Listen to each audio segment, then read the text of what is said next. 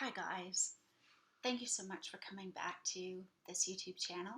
I'm Megan, the faithful fibromyalgia warrior, and it is Saturday the 29th of May here in Colchester, England. It is actually a bank holiday weekend for those of us in the UK, so a long weekend with Monday off. And luckily, it is actually a beautiful, perfect, gorgeous day out. The sun has been shining. It's been about 19 degrees. We have this perfect little area in our back garden that's a sun trap, so it's been feeling like more like 23 today. So it's been absolutely fantastic. And I was even out today in my two-piece bathing suit in the sun, working on my tan or sunburn, whichever comes first. Thanks so much for coming back, you guys. For those of you who have been sharing your comments and your support and your love for my videos, thank you so much. I appreciate it. Every single one of you. It means everything to me. I'm just hoping that by sharing my story and my struggles and the things I'm dealing with not just in my faith and my walk with God, but with my fibromyalgia pain, with my chronic lower back pain, which is from a spinal injury that occurred 7 years ago, along with my anxiety and my depression and my eating disorder and disordered eating and food addictions and probably lots of other things I'm forgetting right now. I'm hoping that it may help at least one other person. You know, I understand that for a lot of people, when you say that you have an addiction, the first thought either goes to something of a narcotics nature, right? Either it's prescription pills or illicit drugs. Perhaps it's alcohol, or it could even be nicotine. But I don't think too many people realize that food, or rather the processed stuff that we call food, can also be addictive.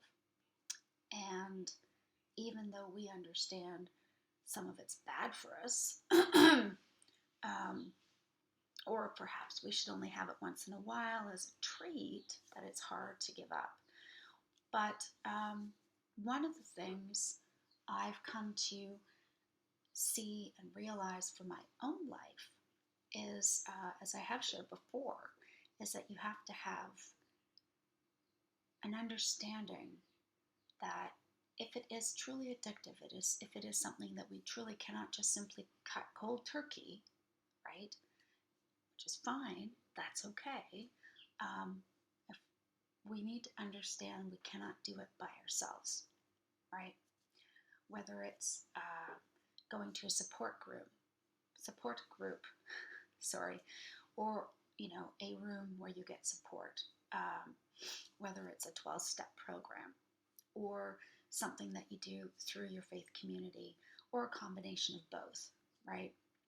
But you can't just decide to stop doing something. You have to replace it with something else. So, you would never say to, for example, say somebody who's an alcoholic, hey, you know what, I'm not going to keep wine or beer or alcohol in the house, but why don't you come with me to the pub? I'll get you soda, I'm going to drink. You wouldn't do that. You would avoid those places, right? Somebody who is dealing with nicotine, you probably wouldn't suggest they switch to vaping because it's too close to smoking. You would probably recommend they go on the patch, they start with the chewing gum. They may then find to keep their mouth occupied, that chewing, or that's something to do with their mouth. They may chew on pen caps, or they might start eating hard candy or something like that. If you're on prescription drugs, then with your GP, hopefully they will try to wean you off of them, or get you on something with a lower dose that will still help you, because those are things that you get because you've had pain from surgery or injury or some sort of trauma. Okay, and I know all about that. Like I say, I have fibromyalgia. I also live with the after effects of a spinal disc injury that I suffered 7 years ago. So I understand about pain, chronic pain, and needing different types of medications to try to manage that. But even if we do those steps, I'm realizing sometimes we have to do more than that. So I'm not saying, don't worry, I'm not going to tell you, well, if you're going to give up alcohol, go running or whatever. No, it's got to work for whatever works for you. For me, the hardest thing I think is that when we're talking food addictions, like to sugar and processed carbs especially, is that it's everywhere around us. It's not illegal. Everybody eats it. Even though we know that these things will eventually lead to possibly things such as type 2 diabetes and weight gain and high cholesterol and other potential issues as well. So how do we change that? We can't just, it's one thing to take all the alcohol out of your house, but you can't remove every bit of food, right? You do have to eat. But it is about replacing what you were eating before with a better option. And for me, honestly, what has worked the best, and I can say this without any hesitation, but a year ago, I started on the ketogenic protocol. I have lost and now kept off 55 pounds. I think I'm 120 pounds, 5'5", I'm 48. I'm not active because of my limited mobility, so I'm at a healthy weight for my age, my shape, my frame, my level of activity. I was carrying 55 extra pounds, and among that weight was also a lot of inflammation and a lot of additional pain because of it. So for me, again, for those of you who don't know what I'm talking about, have never heard of it, the ketogenic protocol, from what I remember, it was originally developed as something to help patients with, I believe it was with epilepsy. Now, I'm not quite sure why or how it was designed, but what it is it is eating a very high fat from saturated sources, from healthy sources of protein, and that protein being moderate. And then if your body can handle it, no more than 20 grams total of carbs. And that would that could be things like carbs you find in full fat dairy, perhaps, if your body tolerates it, like heavy creams or whole milk in your coffee, right? Some vegetables, again, if your body can handle it. If your body has a hard time processing it, like mine does, you remove it. See, I also have irritable bowel syndrome. I'm lactose intolerant. I'm cow's milk protein intolerant. I'm gluten sensitive. So that already removes a vast majority of things I can't eat. When I first started this process, my question was, well, I know what I can't eat. What can I eat? See, because I have to avoid all nuts, cereals, grains, pulses, legumes, all vegetables, and all fruit, because my body simply cannot process it properly. Just can't. The IBS goes into overdrive, everything flares up, and everything gets really, really sore. So, what do I have instead? Well, for me, a very wise person once said on YouTube, anything from the animal kingdom is considered part of the ketogenic diet as far as healthy sources of fat. And we're talking saturated fat because your body actually needs it to feed the brain. Okay? We're talking, it can come from beef, it can come from lamb, it can come from goat, venison, deer, buffalo, if you like. I don't know. We don't get really a whole lot of that here in the UK. But any animal with four legs that is intended, obviously, that is intended for consumption, you can have. Comes from the animal world. And by the way, that includes fish and seafood, as well as poultry, all kinds of poultry, whether it's chicken or turkey or duck, goose, all of that's good, and eggs. So animals or their byproducts. So for me, what I have found works the absolute best is very fatty ground beef, usually just a little bit of ground sea salt on it. That's it. A couple of egg yolks, and maybe 2 or 3 pieces of extra crispy bacon that I sprinkle over top. Okay, I don't do cheese or anything like that because, again, my body can't tolerate it. The only exception I make for fruit is coconut milk, because coconuts are fruits, but I can't have dairy, and I prefer my coffee with a little something in it. So that's what's worked for me. So I have found, so if you're looking to lose weight, okay, and I'm not anymore. Right now I'm just looking to reduce inflammation.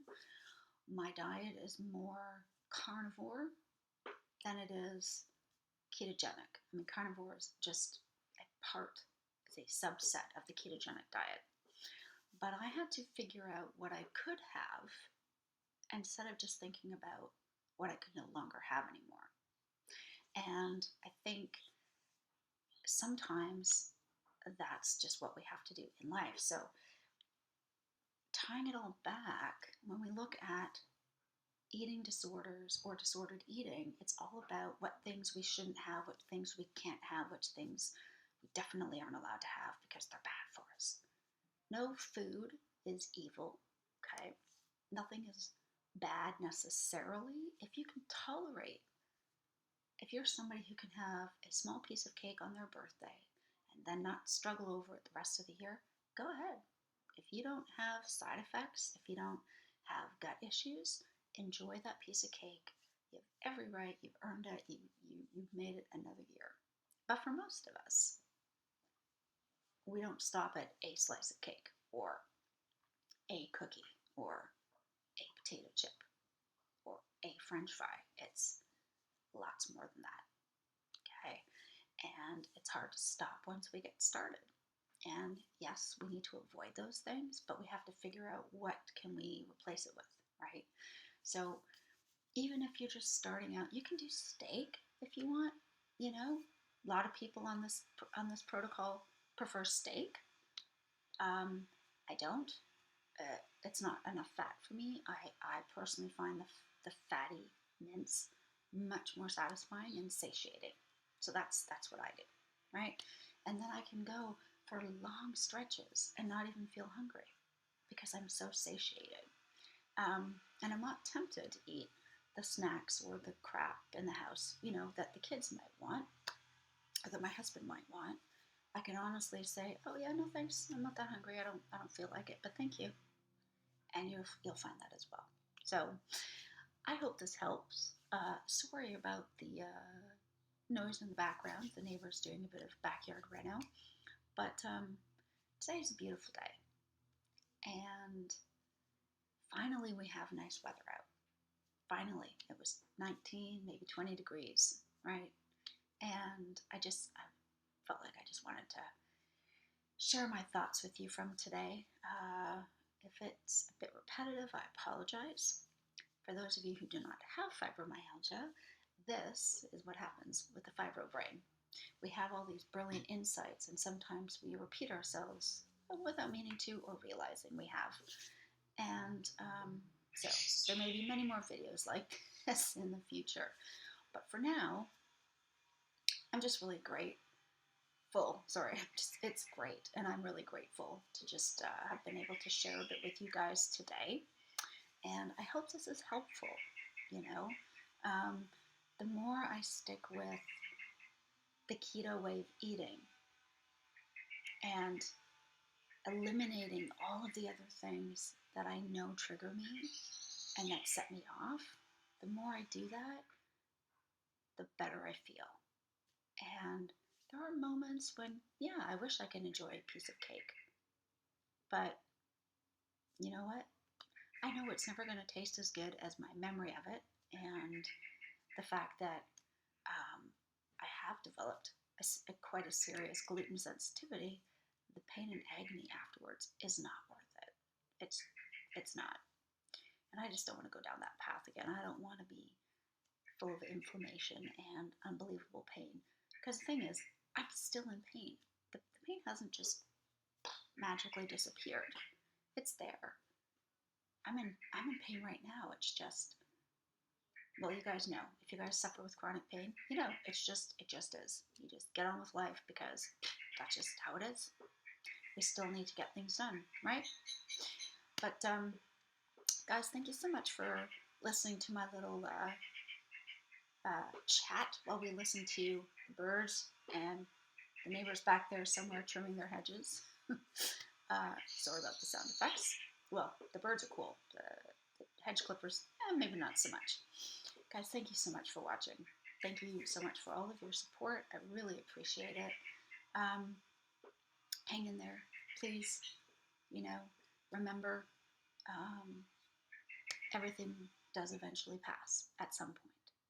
And God is working in our lives, even if it doesn't always feel like it. God is working. He has a plan. He is in control. We're not. Bit of a shocker here. There is one God, and it's not me.